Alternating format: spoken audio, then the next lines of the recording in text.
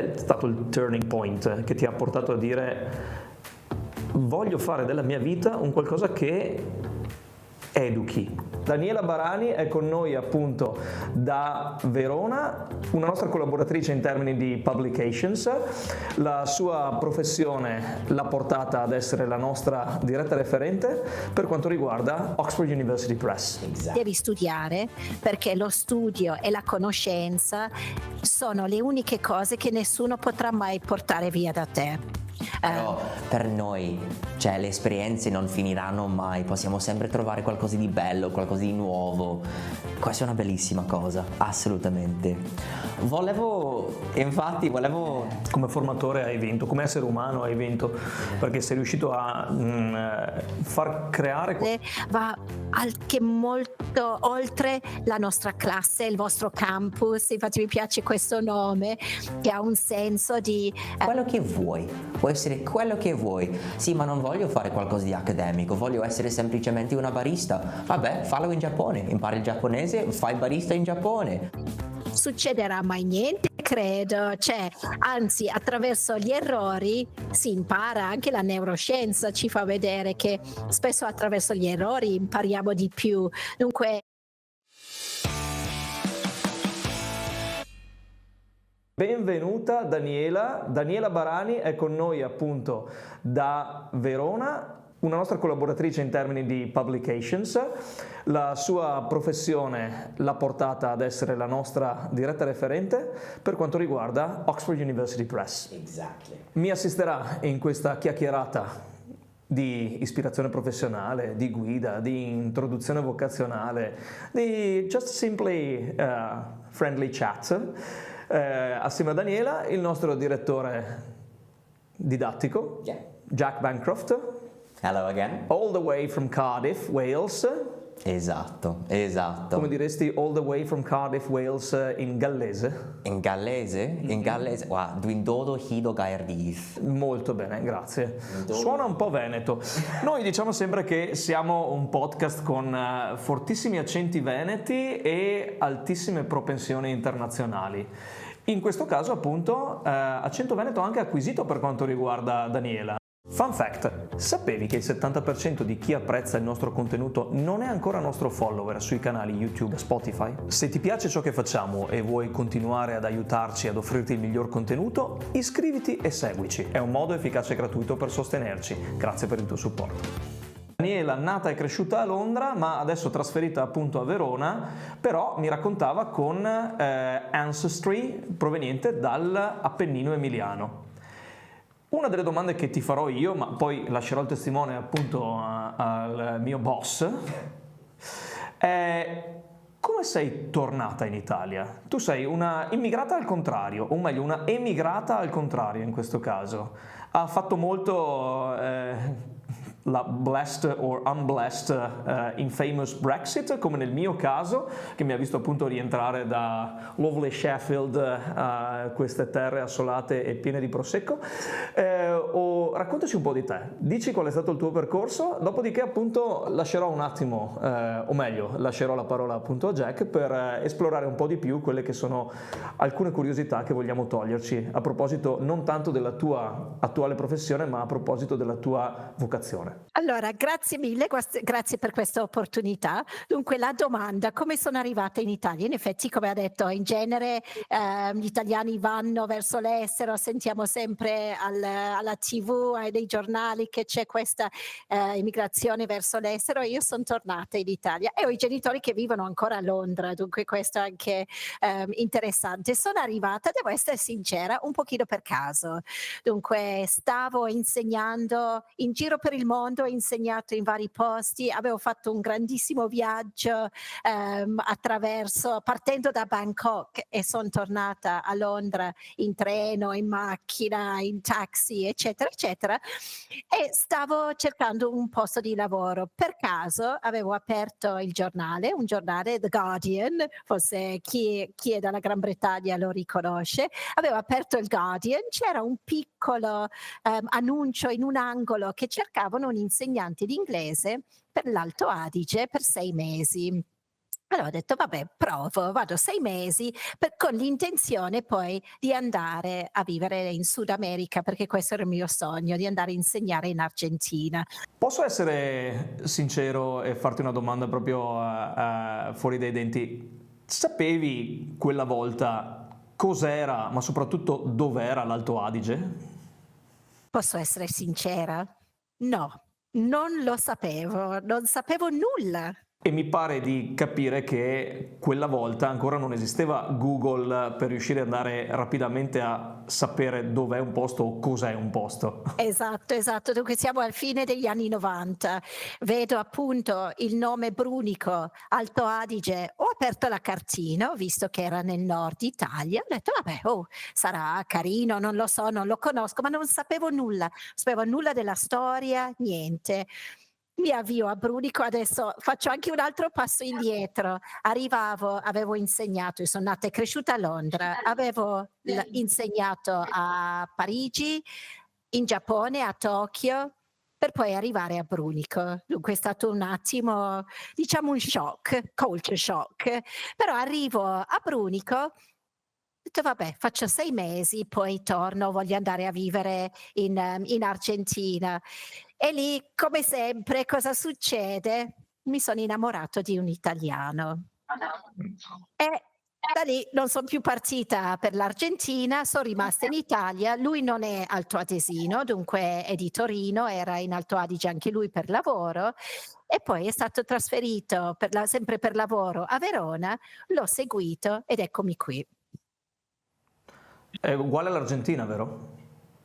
Sì, dai, diciamo non sono allora, la cosa interessante anche, vi faccio un piccolo passo su come la storia è interessante. Anche mia mamma, che aveva lasciato l'Italia negli anni '50, come prima destinazione aveva scelto l'Argentina. Infatti doveva partire col suo fratellino per l'Argentina. È solo che all'ultimo momento s'è spaventata, era giovanissima, aveva 18 anni, era da sola, lei e il suo fratellino che aveva 16 anni. All'ultimo momento s'è spaventata, ha detto: "L'Argentina è troppo lontano, non tornerò più in Italia", e s'è dirottata sulla Gran Bretagna. Io che avevo questo sogno anch'io di andare in Argentina, non sono arrivata. Adesso mia figlia che ha 20 anni, che l'altro giorno m'ha detto: "Ma piacerebbe conoscere l'Argentina". Vediamo se sarà lei, non lo so. Third time? Yeah, third time's the charm. Third time's a charm. Chissà che la terza generazione non riesca ad arrivare appunto in Argentina. Jack, Dimmi. è tutta tua. Perfetto, ma devo dire come prima cosa, cioè è strano parlarti in italiano, perché di solito noi parliamo sempre in inglese, quindi questo sarà un po' interessante, però vediamo come va.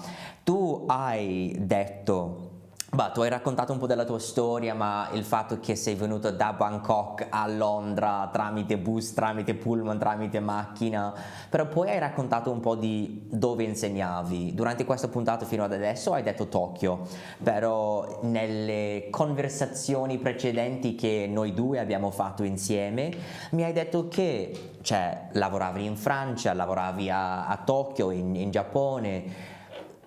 Dove sei stato di bello? Dove non sei stato di bello? Dici un po' di dove insegnavi, dove hai insegnato, dove forse il mondo ti porterà nel futuro. Dimmi un po'. Okay, allora è vero, hai ragione, parlare in italiano è un po' strano, però ci proverò, mi chiedo scusa anche per gli errori.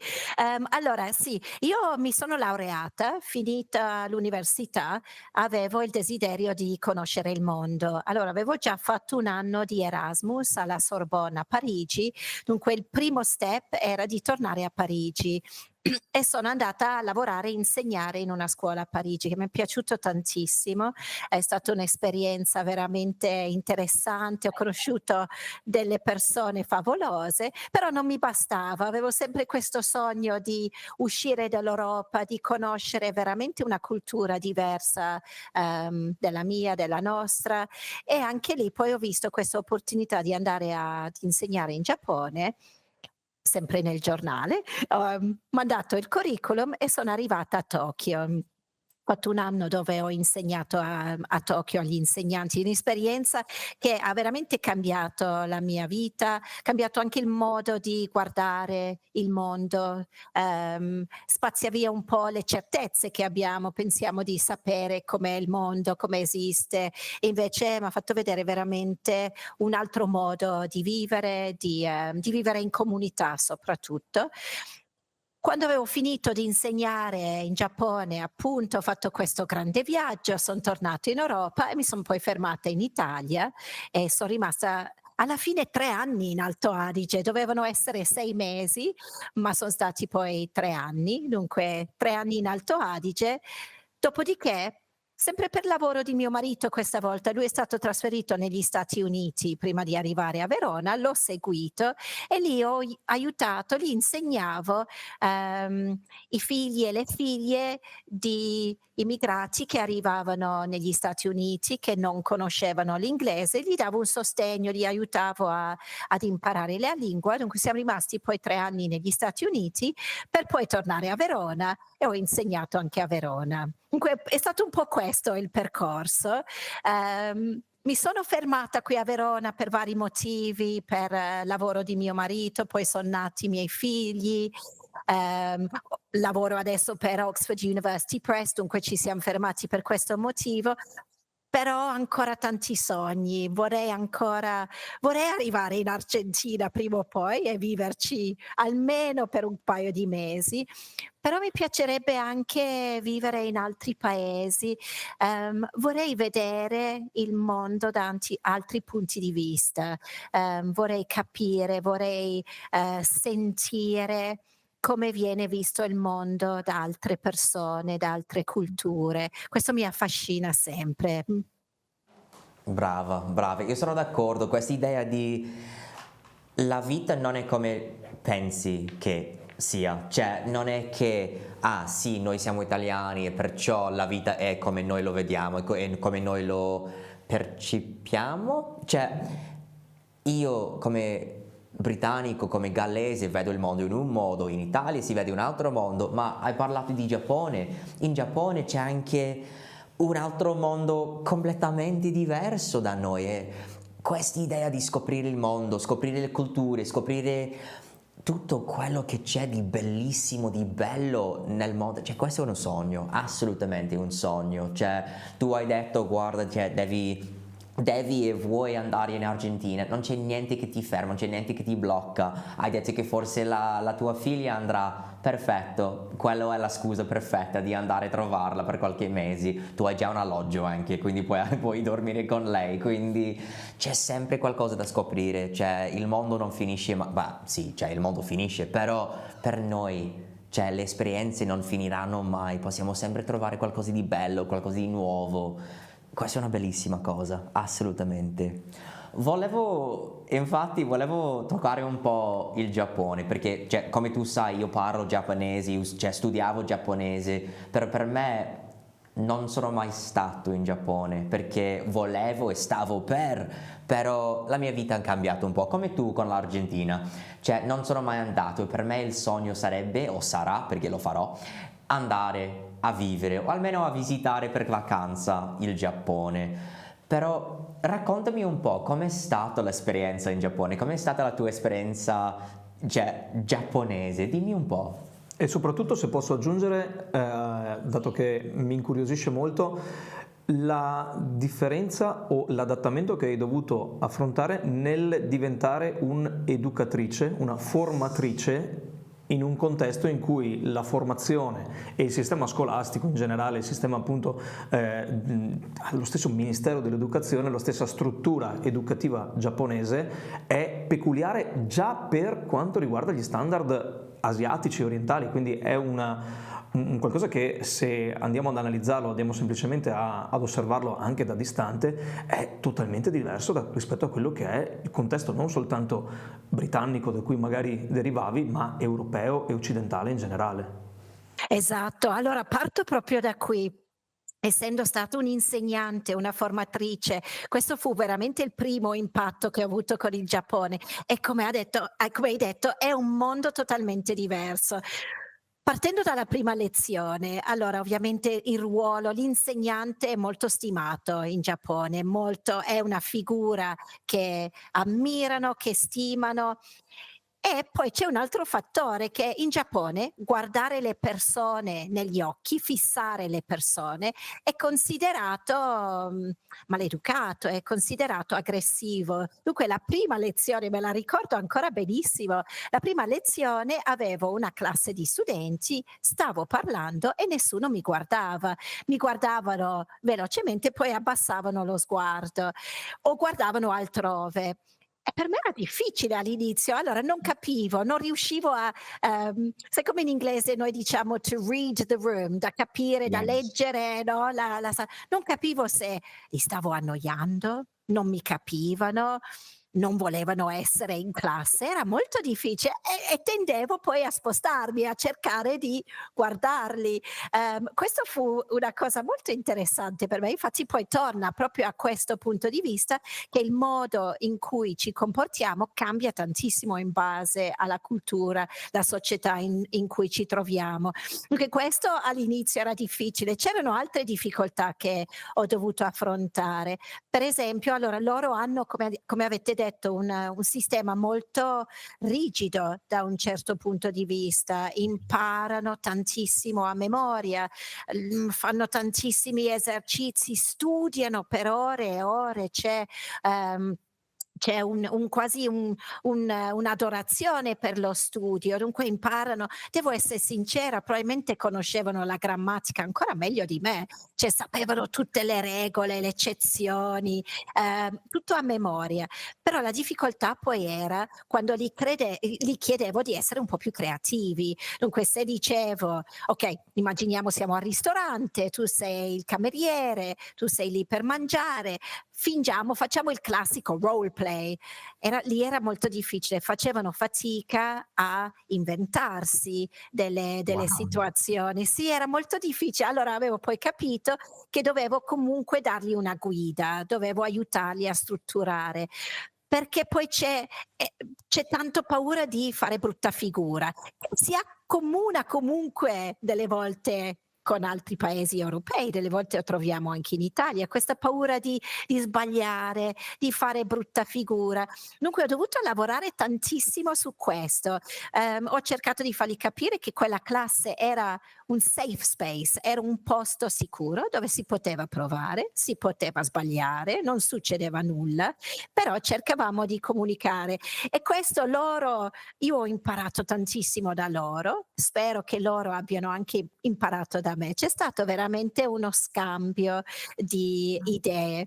Però l'altra cosa che ho imparato tantissimo dal Giappone è appunto questa dedizione allo studio. Ieri parlavo con Jack di una studentessa che mi è rimasta nel cuore. Mi è arrivato in un gruppo una signora che aveva 78 anni, scusate, 78.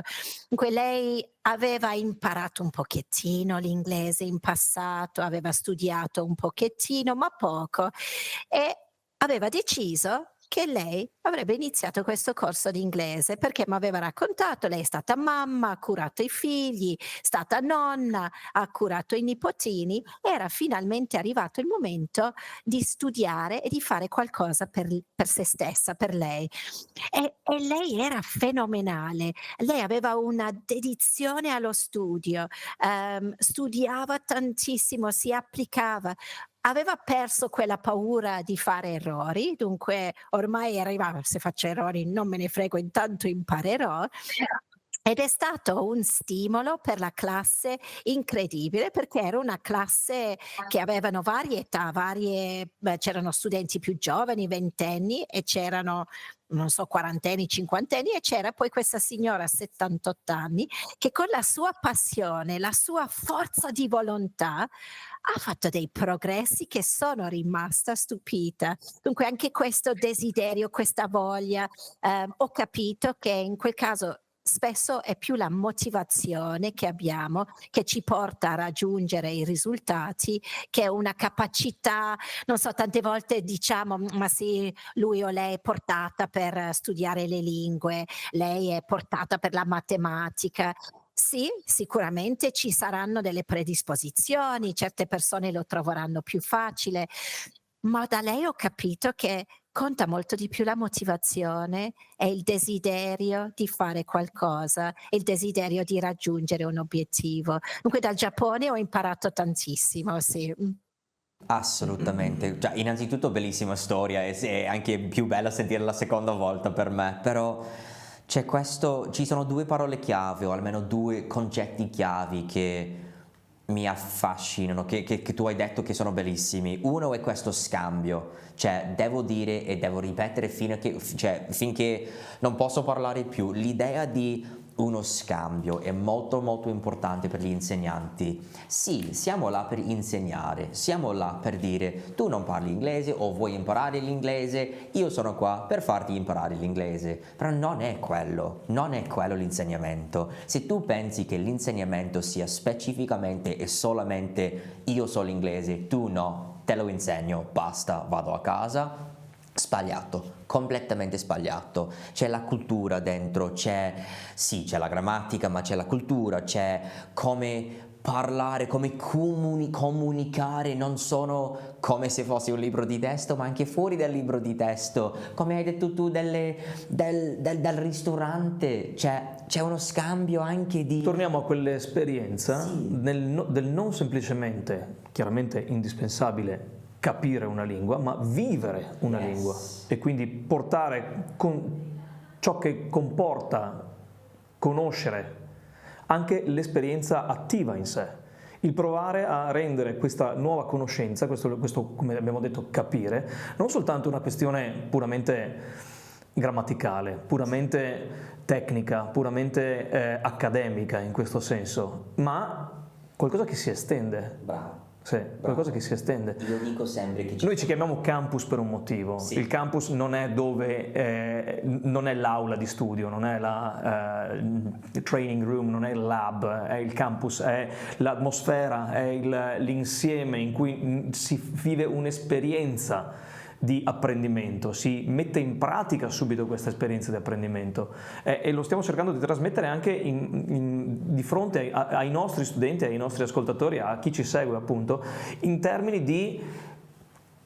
creazione, generazione, ok? Trasmissione, vocazione e questo vorrei anche capire.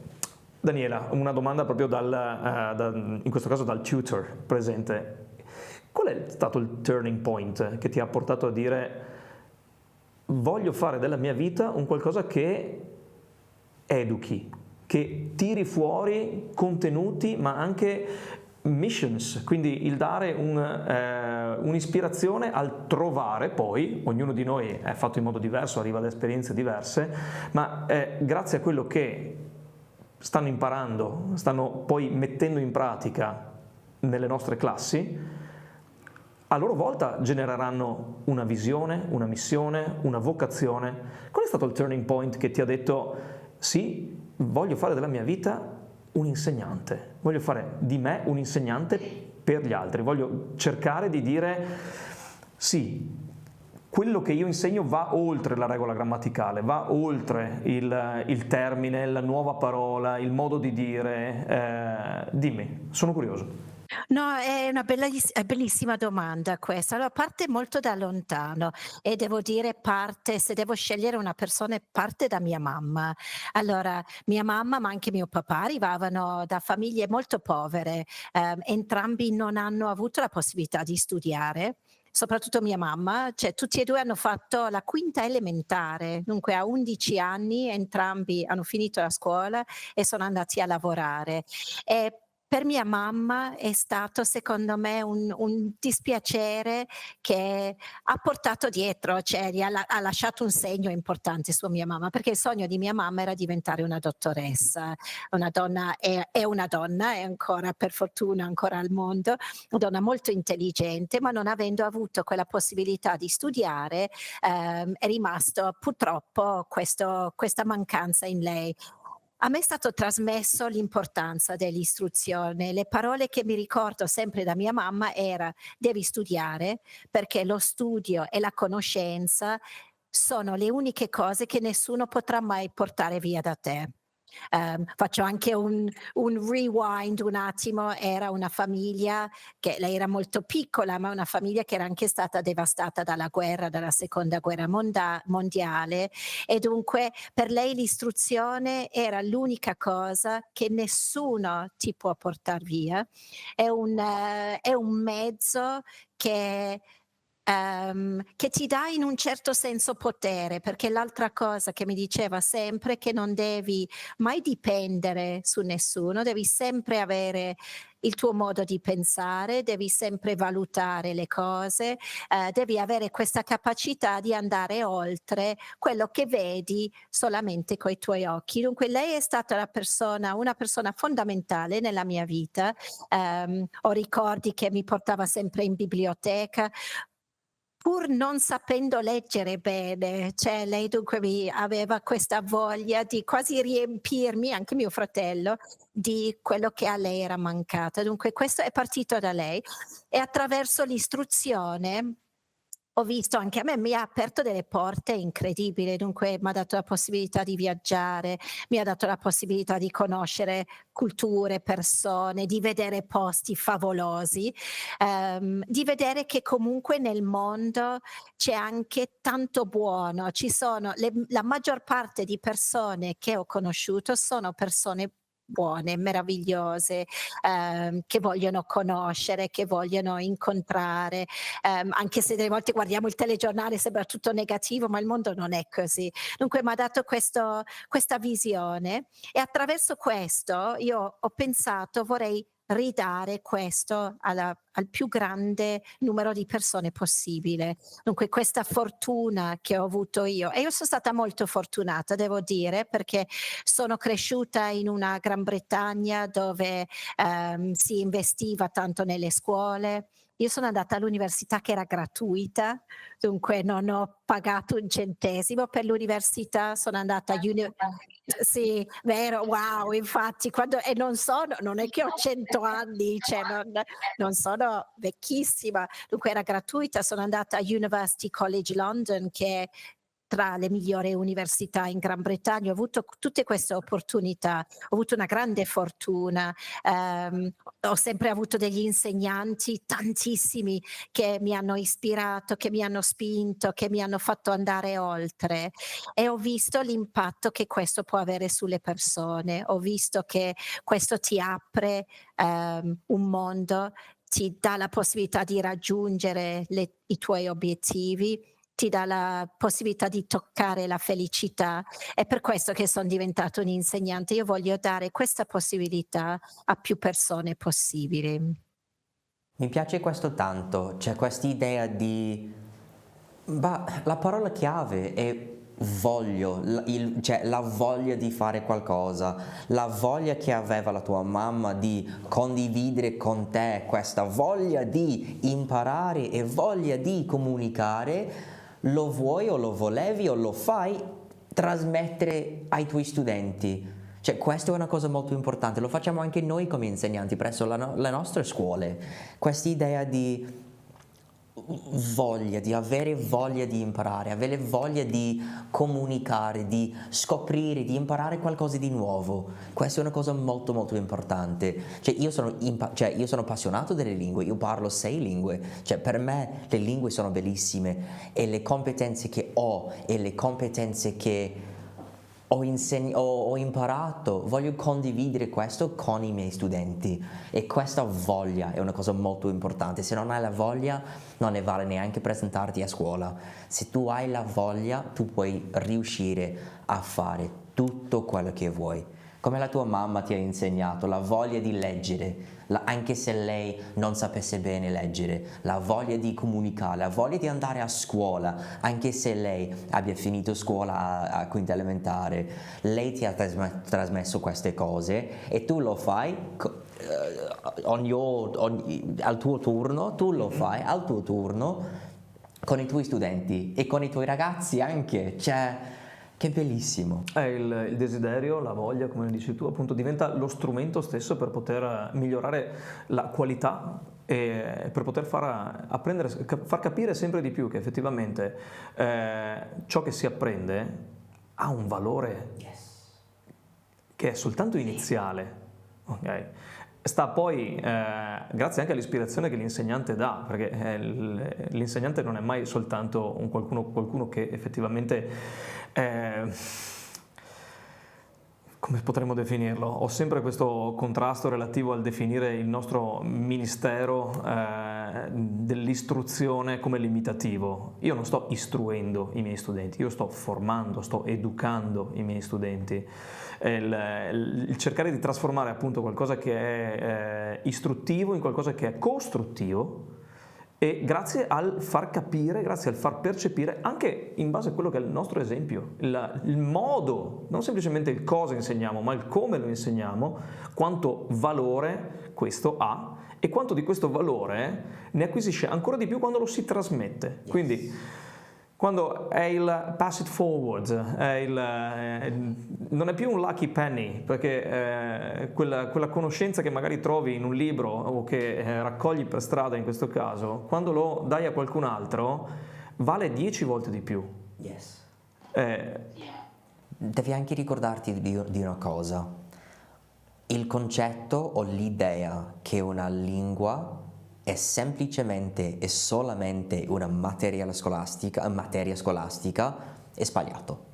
Una lingua è una competenza che dura la vita. Quando qualcuno mi chiede, but where can languages take you? Dove possono portarti le lingue?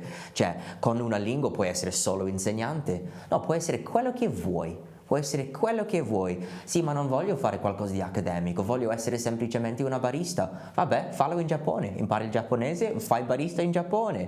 Ma voglio essere cameriere, fallo in Spagna. Cioè, impari lo spagnolo e fallo in Spagna. Sì, vai, diventi un cameriere o qualcuno in Spagna.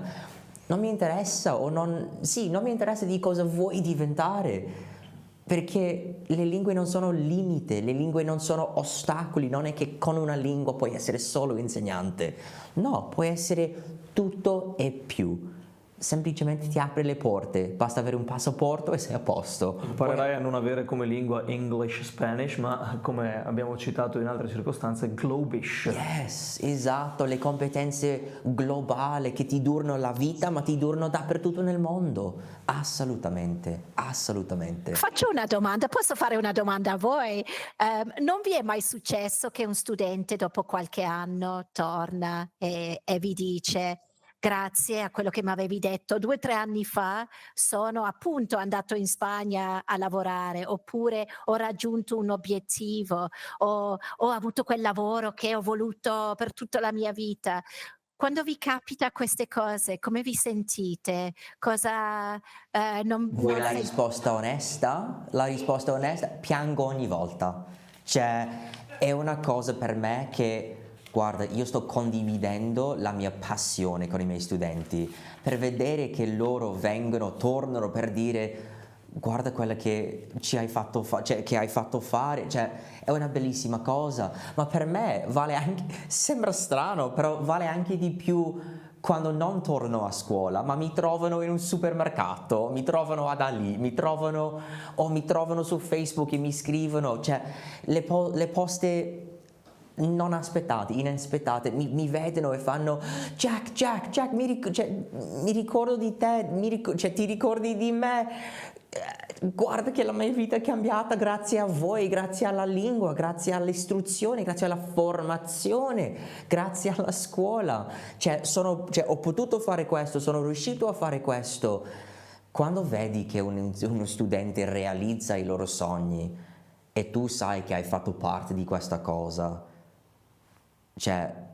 hai vinto. Yeah. Come formatore hai vinto, come essere umano hai vinto, perché sei riuscito a far creare qualcosa. E noi appunto abbiamo figli, quindi sappiamo che il creare nuova vita è un valore che anche quello nessuno ti toglierà mai, è un qualcosa che effettivamente porta avanti il pianeta, ok, diciamolo tranquillamente, da un punto di vista biologico, porta avanti appunto il genere umano, ma il sapere che effettivamente non soltanto questo tipo di approccio, ma il trasferire conoscenze che sono un valore che nessuno ti potrà mai togliere. Ha ragione tua mamma in questo, hanno ragione tante mamme, tanti formatori che assumono sempre un ruolo di genitori sempre più in alcuni contesti, in cui trasmettendo questo tipo di informazioni ti danno un qualcosa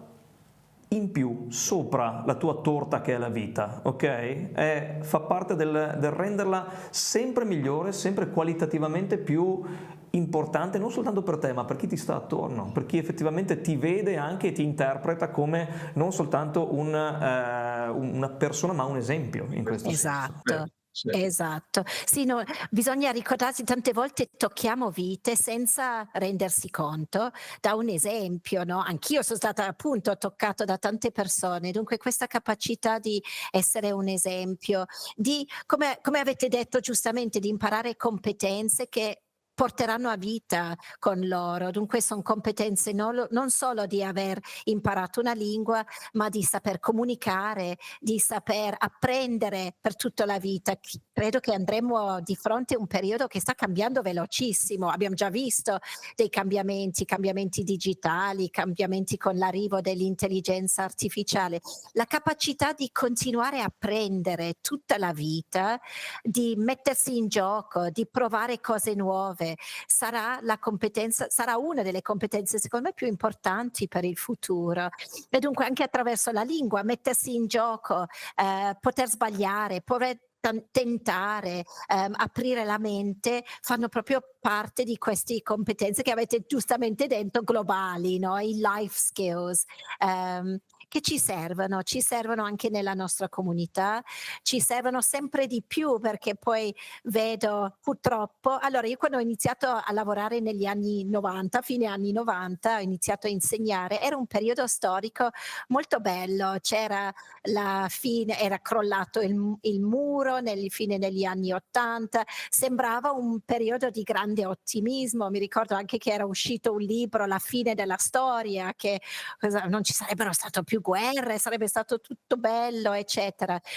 Ovviamente la storia non è andata così e adesso ci troviamo in un periodo dove è molto polarizzato, no? Dove si fa fatica a comunicare tante volte, la gente è presa con le loro idee, le loro posizioni, attraverso le lingue, attraverso la comunicazione, attraverso appunto la capacità di guardare le cose da un altro punto di vista.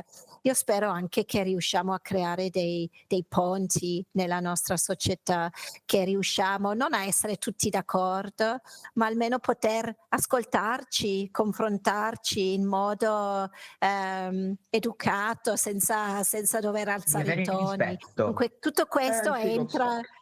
Sì, di avere rispetto, grazie, è proprio quello. Io posso essere totalmente d'accordo con la tua posizione, ma essere anche non in accordo, però posso ascoltarlo, posso forse apprendere qualcosa, posso anche iniziare a farmi delle domande, forse non so tutto, forse c'è qualcosa che Certo, dovrei rivalutare o no. E questo secondo me certo. in quello che avete detto anche voi, queste competenze, questa capacità di apprendere, di avere una visione globale, va anche molto oltre la nostra classe, il vostro campus. Infatti mi piace questo nome, che ha un senso di molto di più di un'aula, ma di un mondo, è quello che ci serve anche. As Brava. itself an extended community, perlomeno da un punto di vista di approccio educativo.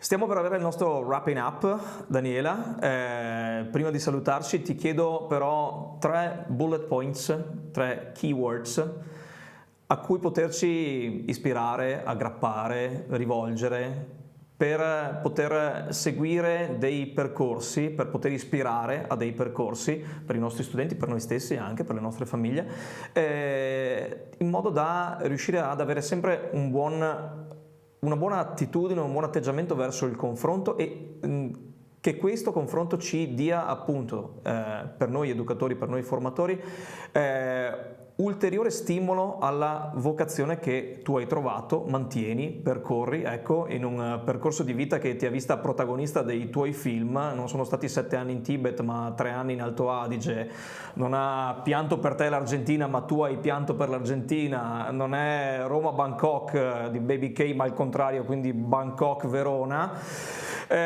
Sì, l'hai fatta tua, hai fatto tuo il viaggiare, hai fatto tuo il formare, hai fatto tuo il crearti appunto questo mondo, che però tu stessa hai contribuito a poi sviluppare e portare verso una formazione più qualitativa, più in là, più rivolta e aperta. Vai. Bellissimo, comunque questo riassunto mi è piaciuto da morire. Allora, primo, punto numero 1, lo dico in inglese, poi lo spiego: change your mindset. Dunque, tante volte noi abbiamo le nostre imposizioni: no, io non sono brava in matematica, non ce la farò mai. Basta, non è vero. Change your mindset. Sia pronto ad a provare le cose, di affrontarli. Fate attenzione anche alle nostre voci interne. Delle volte, se io devo dare un consiglio a te, sono sempre molto positiva. No, dai che ce la fai, sì che puoi imparare l'inglese. Tante volte quando quando parliamo a noi stessi siamo duri: "Oh, hai fatto l'errore, ma non ce la farai mai, è terribile". Dunque questo change your mindset, e con questo direi anche pay attention to your internal voice. Dunque prestate attenzione a come parlate a voi stessi. Dunque, avete fatto un errore? Va bene, ho sbagliato il present simple. Succederà mai niente, credo. Cioè, anzi, attraverso gli errori si impara. Anche la neuroscienza ci fa vedere che spesso attraverso gli errori impariamo di più. Dunque, siate gentili con voi stessi, cioè ci vuole tempo, si faranno degli errori, aprite la mente. Dunque questo forse è il punto 1 e 2, direi. Il punto numero 3 e sembra una banalità, ma non lo è. Go out of your comfort zone, uscite dal vostro zona di conforto, no? Dunque, iscrivetevi a quel corso di inglese. Non conosco nessuno, non fa niente, conoscerò delle nuove persone, forse incontrerò farò delle grandi amicizie, incontrerò un insegnante che è in grado di ispirarmi, di farmi sognare, come diceva Jack, ed è legato anche agli altri punti. Sia pronta a fare degli errori, non succede nulla. Fate quella certificazione. Ho bisogno dell'inglese per il mio lavoro. Ci provo, vado a provare. Non ho mai fatto una certificazione, io ci vado a provare. Aprite quel libro, leggete, andate in quel posto che sognate, andate a vedere. Nel peggior dei casi non vi piacerà, tornate indietro, ma uscite di quei limiti, di quelle paure, che delle volte sono limiti e paura che impostiamo a noi stesse. Dunque sono un po' tutte collegate, devo essere sincera, però secondo me sono proprio le chiavi che ci possono aiutare poi a creare la nostra vita, come hai detto, a scrivere la nostra vita, non essere passivi, a non aspettare a quello che ci succede, ma io ho una pagina bianca, io scriverò la mia vita, ci proverò, andrà bene, andrà male, almeno ci ho provato. Questo. Possiamo scriverla anche con qualche errore di grammatica, ci perdoneremo, dai. Sì, sarà comunque la nostra pagina. Esatto, non è la fine del mondo, cioè... Esatto, quante ne ho fatti io in questo momento? Tantissime, però l'importante è Meno di comunicare. Jack. Beh, oh, grazie. È venuto il momento di salutarci. Ringrazio appunto per l'assistenza in studio il mio boss, direttore didattico Jack Bancroft. Ringrazio tantissimo Daniela Barani con noi da Oxford University Press, Italian Branch in Verona. Ringraziamo anche l'assistenza tecnica di Kawabanga Studios e Alchimie Venete per tutto ciò che riguarda audio e video support per questa puntata. Da Campus Cast British School Bassano è tutto. Have a good one. See you next.